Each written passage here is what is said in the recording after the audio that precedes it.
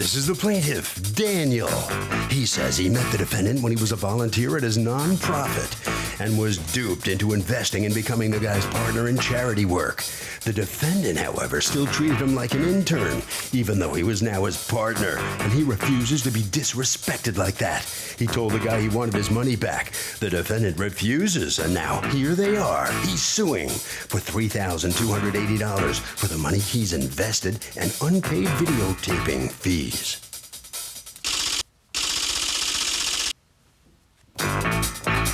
This is the defendant, Charlie Balducci. He says the plaintiff came to him and asked to become his partner, and once he did, he caught a bad case of Napoleon complex. He started treating everyone like he was superior to them, and his perceived power went straight to his head. Bottom line, the guy had use of his studio, didn't fulfill his side of the bargain, and he owes nothing. He's accused of not treating his partner right.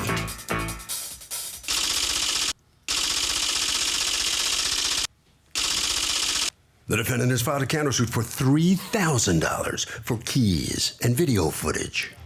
Litigants have been sworn, Your Honor.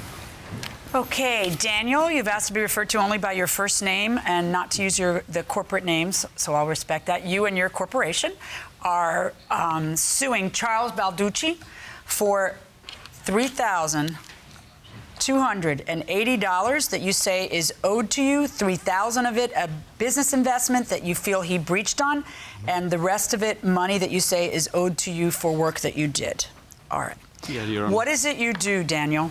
Well, first I got to Mr. Balducci's nonprofit organization as an intern. An intern? Yes. Doing what? Camera and editing work. Videoing? Yes. Okay. For his multiple events, breakdance and graffiti What events. is this nonprofit that you run? We do events with graffiti. I run New York City's only nonprofit graffiti program where we take some of the young vandals and we give them productive things to do with their artistry. We also are the only nonprofit organization with their own breakdancing team, which performs at different fundraisers and community functions. Okay, so you on the internet you find out about them and you decide I want to do some free work in order to build up your portfolio, I guess. That is correct. Okay, Yes. so and what is your background in? I'm a graphic designer. I work in advertising too. Okay, and you wanted to branch out into what? That was. I wanted to build a nice portfolio with a video editing and camera portfolio, and I thought that it was a good opportunity for me to build so up. you do it, and you work as an intern for how long? For about 2 months. And then what happens? Then, after I saw, his commitment to his non-for-profit and the amount of contacts and connection that he has, I decided to propose him to join my wife and I in our business venture that we started. And what was that business venture? That is a creative studio. What does that mean? Design and video and motion graphics. My wife is a broadcast designer. So that's the business that you wanted to go into with him? Exactly. Okay, so you two decide then that you want to go into business together. Do you have anything in writing? Yes. Okay, can I see it? Okay, you're going to pay him $4,000. So you're paying him because you feel like his contacts and knowledge are worth that. And you're going to end up. You're paying him $4,000. You agree to pay him $4,000. $3,000 you're paying, which he paid, right? $3,000? Yes, ma'am. Okay, and then $1,000 after you start making business. You don't have to pay any rent or utilities, okay? It doesn't say one word about what the business mission statement is. Okay, let me ask you, Mr. Balducci, what's supposed to be, what was this business created to do, other than give you $3,000? Danny had been hired as a videographer, and he was handling our events, which he had said, and he showed a lot of enthusiasm, and I liked his work. So at some point, he approached me in a partnership for a company to do video work. Okay, quickly. So your understanding of what this company was supposed to do is video and motion work. graphics. Okay. Yes, ma'am. All right, now let's talk about what does happen. You form this corporation. Actually, you had already formed the corporation. You joined forces in the corporation, and then what happens? At the moment of signing that agreement, I told him, you know what? I'm not your intern anymore. My priorities now are our new business and of course my previous business. So it doesn't mean that I wouldn't lend him a hand or probably give some direction on other projects for his non-for-profit. But he never saw me as a partner. He was always giving me assignments for his non-for-profit. Like he had a party, a breakdance contest that I was supposed to videotape for him. For free. Exactly, yes. Okay. Obviously, now that you resent that, but you're telling me you did agree to do that. Exactly, yes. So you agreed to act like an intern even though you weren't. Exactly. And didn't want to be. Like I said, I had no problem Helping him giving. out. Exactly. All right, so. Yes.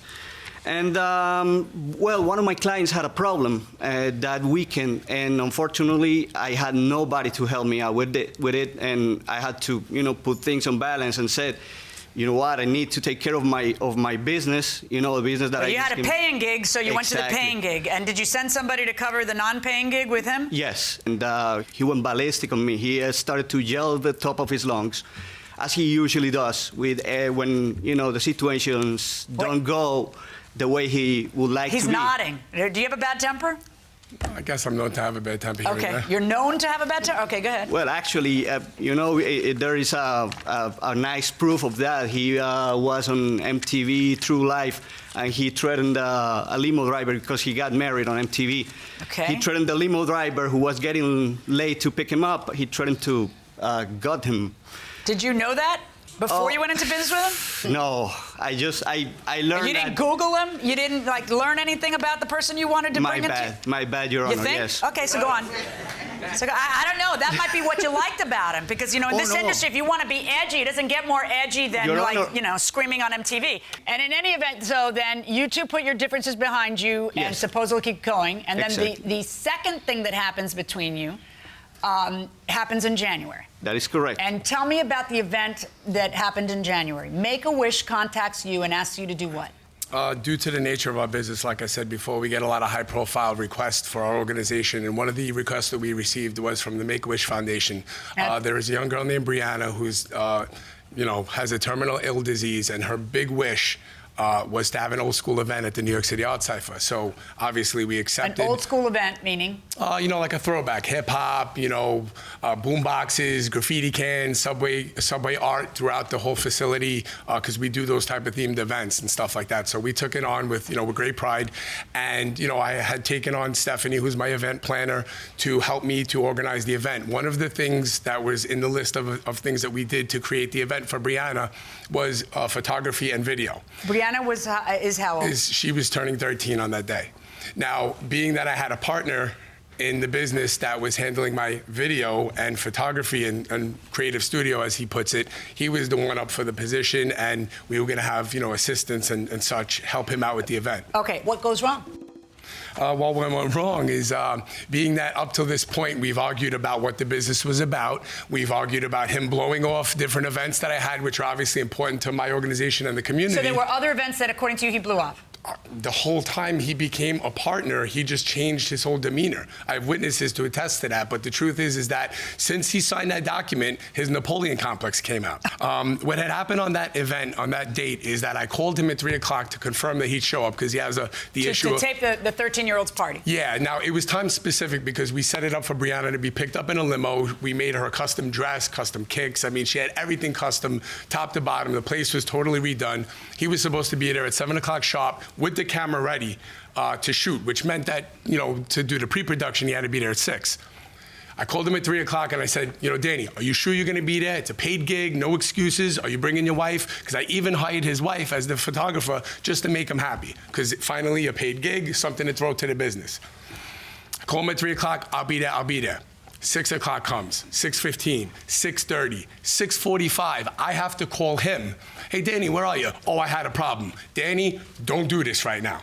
This is not what I want to hear right now. Do I yell? Do I get excited? Yes. When I have a little girl who has a terminal wish to have an event at my spot, okay, and my partner, my video guy, my photographer tells me that they have a problem, I don't want to hear it. I hang up. So now I call him back at 7 o'clock. The limo is parked at the corner. And he tells me that he had a problem with his wife, that she stepped on a thumbtack. Okay, so what do you want me to do? Well, here's what you're going to do, he tells me. You're going to get the camera. you're going to start filming Brianna getting out of limo. I go, really? How about I have to host and organize the event?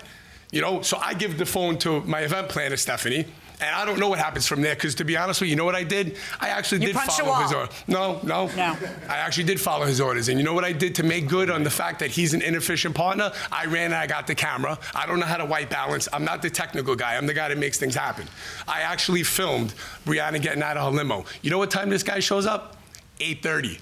The event had already gone, the food was there, I was a sweaty mess, everybody was going crazy. He's caused tremendous amount of damage to my organization. But to add insult to injury, he goes and he does the whole event, doesn't say a word to me. His wife is sitting there, supposed to be the photographer, with a puss on her face, maybe because she stepped on a thumbtack, whatever it may be, no problem. So who's taking pictures then if she's not? I don't know, I'll be honest with you, I've never seen them because they basically held the dying girl's footage hostage. So you don't have the footage of her party? Absolutely not. Why were you holding the footage of this little girl's last wish?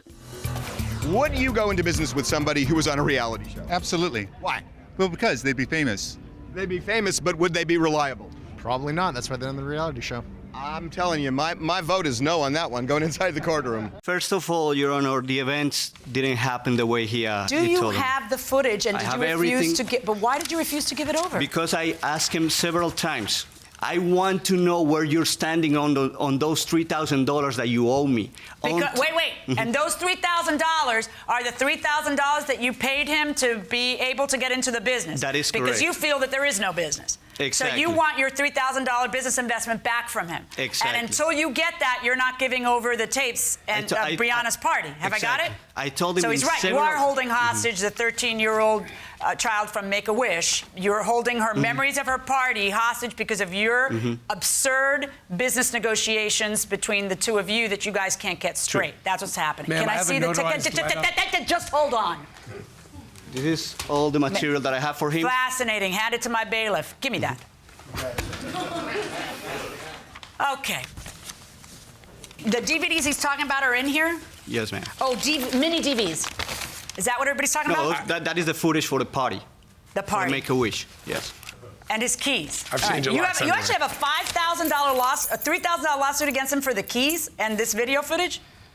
No, ma'am. Actually, I have a long list of things that I created to help the Biff Flavor venture off the ground. Such as what? Tell me about it. Okay, well, for one, I have a receipt for all the business cards that I put in his name and his wife's name. And that's for how much money? I think he acknowledged that. Yeah, you acknowledge that. $120, right? Yeah. So how do you come up with $3 grand?